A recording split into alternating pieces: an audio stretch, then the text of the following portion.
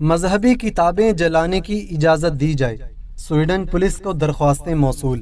ناظرین گرامی، سویڈن میں قرآن پاک نظر آتش کرنے کے واقعے کے بعد اب پولیس کو درخواستیں موصول ہو رہی ہیں کہ دیگر مذہبی کتابیں جلانے کی اجازت دی جائے۔ بنیادی اصولوں میں تصادم نے سویڈن کی نیٹو میں شمولیت کی خواہش کو پیچیدہ بنا دیا ہے۔ گزشتہ برس سے ترکیہ نے اسٹاک ہوم میں ترکیہ مخالف اور اسلام مخالف مظاہروں کے باعث سویڈن کی نیٹو میں شمولیت کو روک رکھا ہے۔ گزشتہ ہفتے عید الاضحیٰ کے موقع پر ایک عراقی کرسچین تارکین وطن نے اسٹاک ہوم کی ایک مسجد کے باہر قرآن کو نظر آتش کر دیا اور کہا کہ اس نے اپنے جذبات کا اظہار کیا ہے۔ قرآن پاک کو نظر آتش کرنے کے اس واقعے کی مسلم دنیا میں شدید مذمت کی گئی۔ سویڈن میں قرآن پاک کو نظر آتش کرنے پر پاکستان میں اسی طرح کا احتجاج انتہائی دائیں بازو کے ایک سرگرم کارکن نے بھی کیا، جس سے سویڈن میں آزادی اظہار کی حدود کی بحث شروع ہو گئی ہے۔ اب سویڈن کی پولیس کا کہنا ہے کہ اسے بعض لوگوں کی طرف سے مظاہروں کی درخواست موصول ہوئی ہیں جو قرآن پاک کے ساتھ ساتھ تورات اور انجیل کو بھی نظر آتش کرنا چاہتے ہیں۔ پولیس نے کہا کہ ایک شخص کی درخواست قرآن پاک کو ایک مسجد کے باہر نظر آتش کرنے سے متعلق ہے اور دوسری کسی ایسے شخص کی جانب سے ہے جو اسرائیل کے سفارت خانے کے سامنے تورات اور انجیل کو جلانا چاہتا ہے۔ مسلم ملکوں نے سویڈن پر زور دیا ہے کہ وہ پابندیوں پر عمل درآمد کروائے۔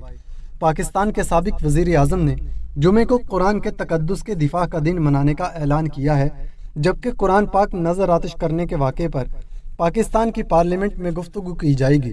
سویڈن میں بعض آزاد خیال تبصرہ نگار بھی یہ رائے دے رہے ہیں کہ مظاہروں کو نفرت پر مبنی گفتگو یا ہیٹ سپیچ کے زمرے میں آنا چاہیے، جو اس وقت غیر قانونی ہو جاتی ہے جب کسی کو نسل یا ثقافت کی بنا پر نشانہ بنایا جاتا ہے۔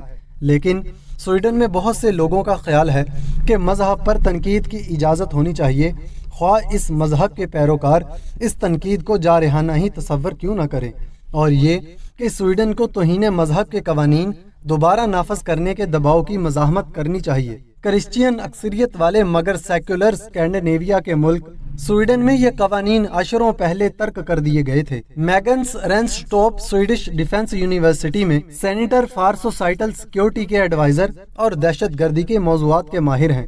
وہ کہتے ہیں سویڈن کے لیے یہ ایک سنگین صورتحال ہے۔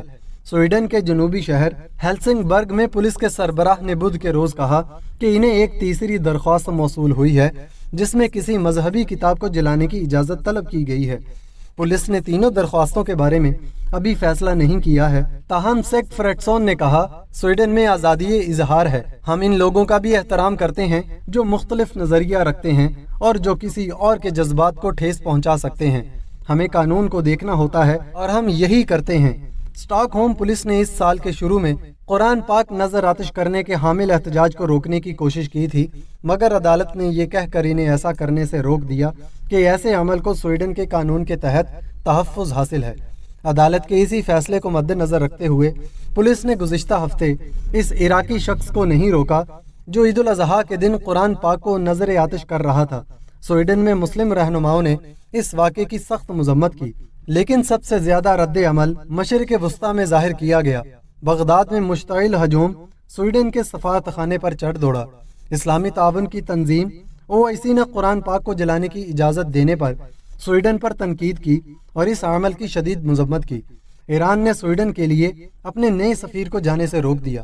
پاکستان نے اقوام متحدہ کی انسانی حقوق کونسل سے اس معاملے پر ایک خصوصی اجلاس بلانے کا مطالبہ کیا اور مسلم دنیا سے ہٹ کر پوپ فرانس نے اس واقعے کی مذمت کی۔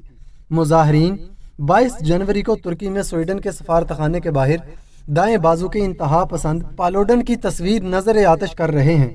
سویڈن عدالت نے قرآنی نسخوں کو نظر آتش کرنے سے متعلق مظاہروں پر پابندی ختم کر دی۔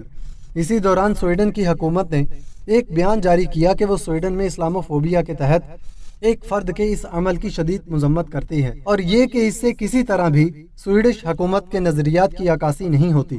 سویڈش ڈیفنس یونیورسٹی کے رینسٹوپ کہتے ہیں قرآن پاک کو ایسے وقت نظر آتش کرنا جب سویڈش اور ترک عہدیدار سویڈن کی نیٹو میں شمولیت کے مذاکرات شروع کرنے والے تھے، صورتحال کو مشکوک بناتا ہے۔ انہوں نے کہا ہمارے سامنے روس جیسی غیر ملکی طاقتیں ہیں جنہوں نے عربی میں اس کے بارے میں معلومات پھیلائیں، اور پھر ترکیہ ہے جو نیٹو کے ساتھ بحث میں اس کا فائدہ اٹھا سکتا ہے۔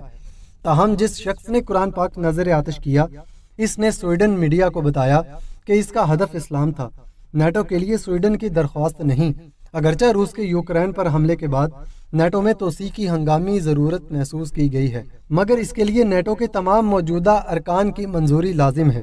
ناظرین گرامی، پاکستان میں سابق وزیر اعظم عمران خان کی جانب سے جمعے کے دن جمعہ کی نماز کے بعد احتجاج کی کال دی گئی ہے۔ سویڈن میں قرآن پاک نظر آتش کیے جانے پر میں امید کرتا ہوں کہ میرے سمیت آپ سب انشاءاللہ اس احتجاج میں شریک ہوں گے، تاکہ ہم کفار کو بتا سکیں کہ ہم یہ اور برداشت نہیں کر سکتے۔ میں اللہ تعالیٰ سے دعا کرتا ہوں کہ اللہ تعالیٰ ہماری یہ کاوش قبول فرمائے۔ ناظرین گرامی، اگر یہ ویڈیو آپ کو اچھی لگی تو ویڈیو کو لائک کریں، چینل کو سبسکرائب کریں، تاکہ ہم مزید اس طرح کی ویڈیوز آپ کے لیے لاتے رہیں۔